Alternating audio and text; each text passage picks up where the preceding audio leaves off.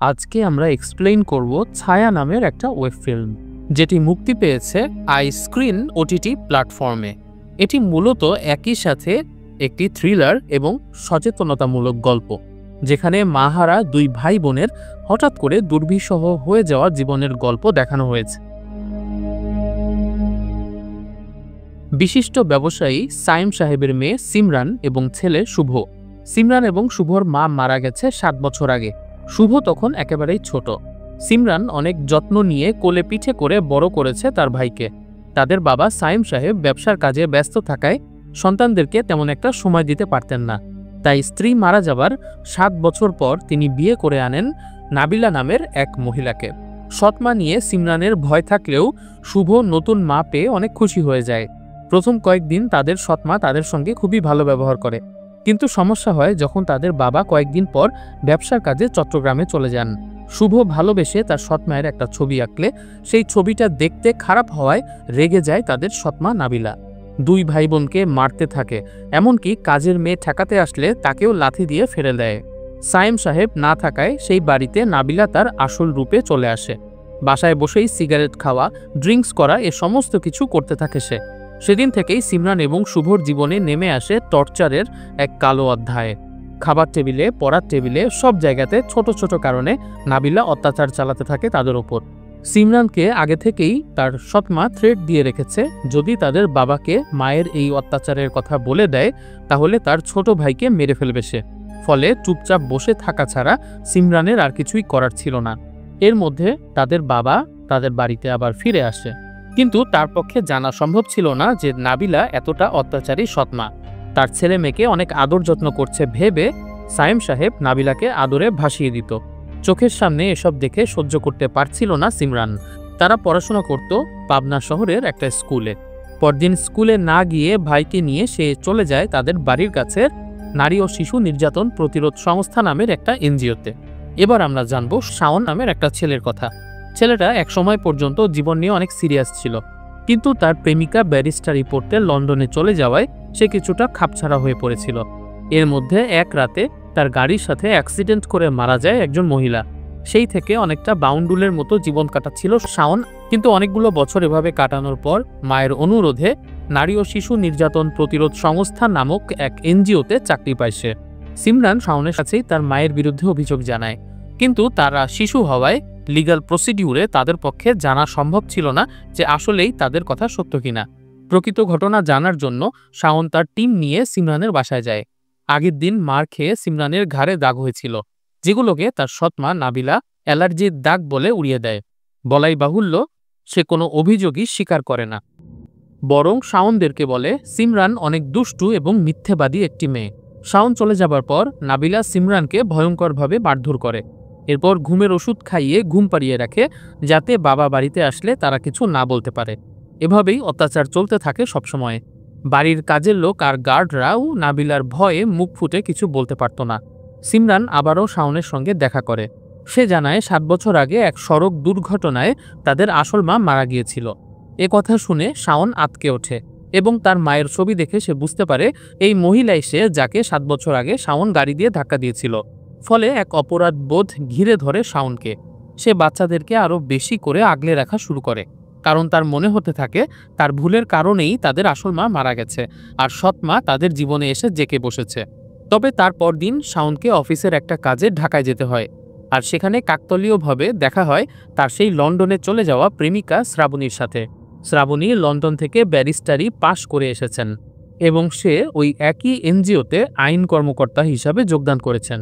শাওন কাজ শেষে শ্রাবণীর সাথে কফি শপে দেখা করে। তারা এত বছর পরেও একে অপরের প্রতি ভালোবাসার ছোঁয়া অনুভব করে, ফলে তাদের মধ্যকার সম্পর্কের বরফ গলতে থাকে। এদিকে নাবিলা বাড়িতে শাওনের ভিজিটিং কার্ড খুঁজে পায়। তার ধারণা হয় সিমরান এখনও হয়তো শাওনের সাথে যোগাযোগ রাখছে। সন্দেহের বশবর্তী হয়ে সিমরানকে মারতে মারতে অজ্ঞান করে ফেলে সে। আর এই ফাঁকে শুভ দারোয়ানের মোবাইল থেকে এই কথা ফোন করে শাওনকে জানায়। সিমরানকে নাবিলা হাসপাতালে নিয়ে যায় এবং সে বলে সিমরান নাকি সিঁড়ি থেকে পড়ে গিয়ে ব্যথা পেয়েছে। তবে শাওন আর শ্রাবণী সিমরানের সাথে হাসপাতালে দেখা করার পর বুঝতে পারে নাবিলা মিথ্যে বলছে। এর মধ্যে শাওন শ্রাবণীর সাথে সব কথা শেয়ার করেছে ওদের ব্যাপারে।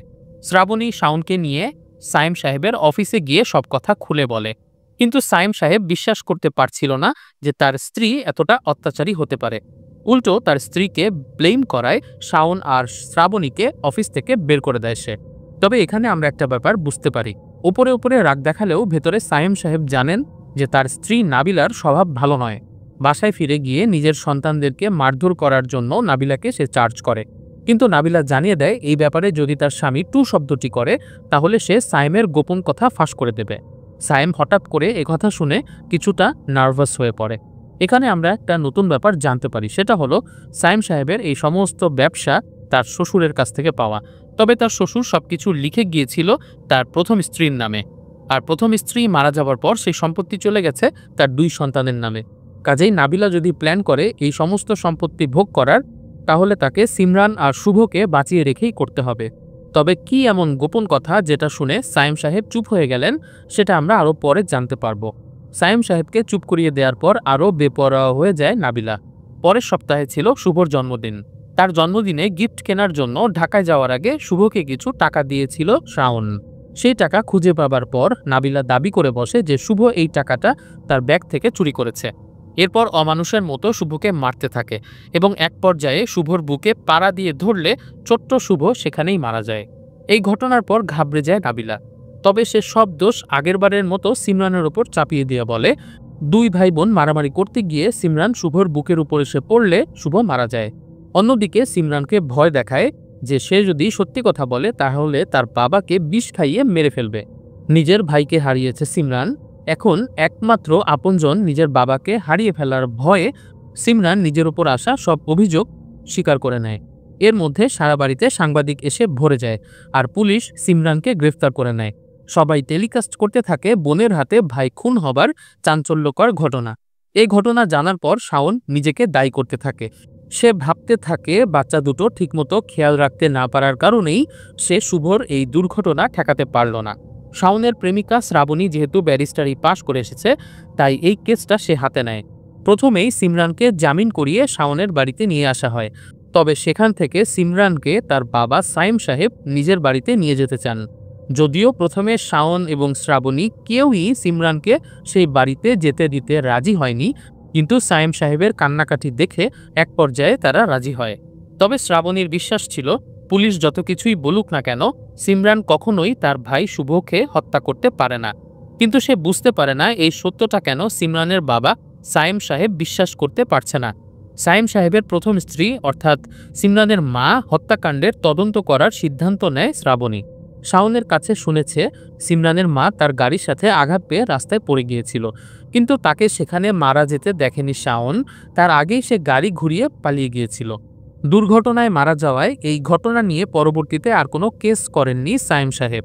তবে শ্রাবণী থানা এবং হাসপাতালে ঘুরে সিমরানের মায়ের পোস্টমর্টেম রিপোর্ট জোগাড় করে এবং সেখানে সে দেখতে পায় সিমরানের মা দুর্ঘটনায় নয়, বরং তাকে হত্যা করা হয়েছে শ্বাসরোধ করে।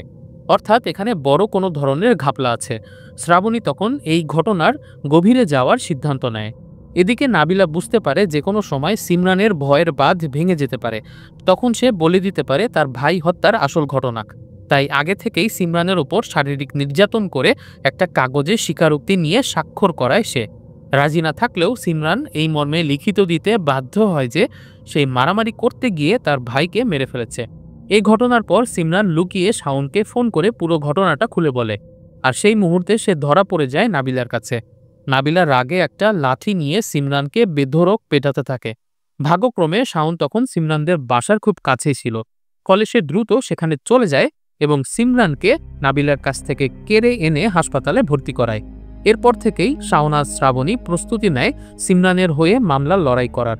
শুনানির দিন শুরুতে নাবিলার উকিল সিমরানের লেখা স্বীকারোক্তি দেখিয়ে প্রমাণ করার চেষ্টা করে যে সিমরানই শুভর আসল খুনি। কিন্তু এ সময় শুনানি একটু ভিন্ন খাতে নিয়ে যায় ব্যারিস্টার শ্রাবণী।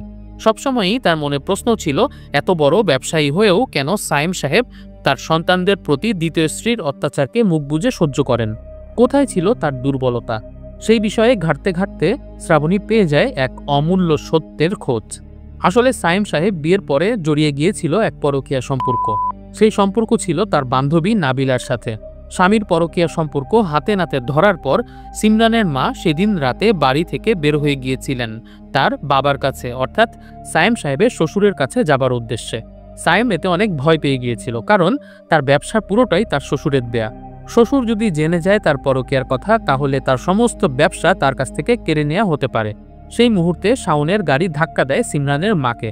তবে ধাক্কা দিয়েই ভয় পেয়ে গাড়ি ঘুরিয়ে নিয়ে চলে যায় সে। সিমরানের মা আহত অবস্থায় পড়েছিল রাস্তায়।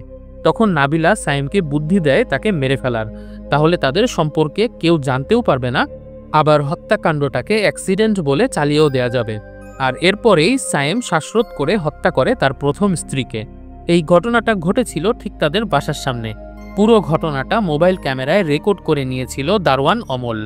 এতদিন ভয়ে কিছু না বললেও এখন সিমরানের এই অবস্থা দেখে সে শ্রাবণীর কাছে সব স্বীকার করে, আর কোর্টে সেই ভিডিও দেখিয়ে দেয় শ্রাবণী। নিজের বাবার এই কুৎসিত রূপ দেখে আর চুপ করে থাকতে পারে না সিমরান। এতদিন সে তার সৎমা তার বাবাকে মেরে ফেলবে এই ভয়ে চুপ করেছিল, কিন্তু এখন সে কোর্টে দাঁড়িয়ে সব সত্যিটা বলে দেয়। কিভাবে তার সৎমা তার ভাইকে নির্মমভাবে হত্যা করেছে তার সবটা কোর্টকে সে বলে দেয়। এই পর্যায়ে সিমরানের বাবা সায়েম সাহেবও আবেগে আপ্লুত হয়ে পড়েন এবং কোর্টে দাঁড়িয়ে সব সত্যিটা স্বীকার করেন। তিনি এক বিষাক্ত পরকীয়া সম্পর্কে জড়িয়ে গিয়েছিলেন বলে সেই সময় তার হিতাহিত জ্ঞান কাজ করেনি। নাবিলার কথাতে সে ভয়ে তার প্রথম স্ত্রীকে হত্যা করেছিল। ফলে আদালত সিমরানকে ছেড়ে দেয় এবং নাবিলা আর সায়েমের ওপর আইনগত ব্যবস্থা নেয়ার আদেশ দেয়। এখানেই শেষ হয় ছায়া নামের ওয়েব ফিল্মটি। সিমরান কিন্তু এরপর থেকে শাওন এবং শ্রাবণীর সাথেই থাকা শুরু করে, কারণ পৃথিবীতে অনেক সময় রক্তের সম্পর্কের চেয়েও মায়ার সম্পর্ক বেশি গুরুত্ববহ হয়ে দাঁড়ায়। আমাদের আজকের ভিডিওটি এখানেই শেষ করছি। এক্সপ্লেনেশন ভিডিওটি ভালো লাগলে লাইক করুন, কমেন্ট করে উৎসাহিত করুন এবং এরকম আরও ভিডিও দেখতে চাইলে আমাদের চ্যানেলটি সাবস্ক্রাইব করে দিন।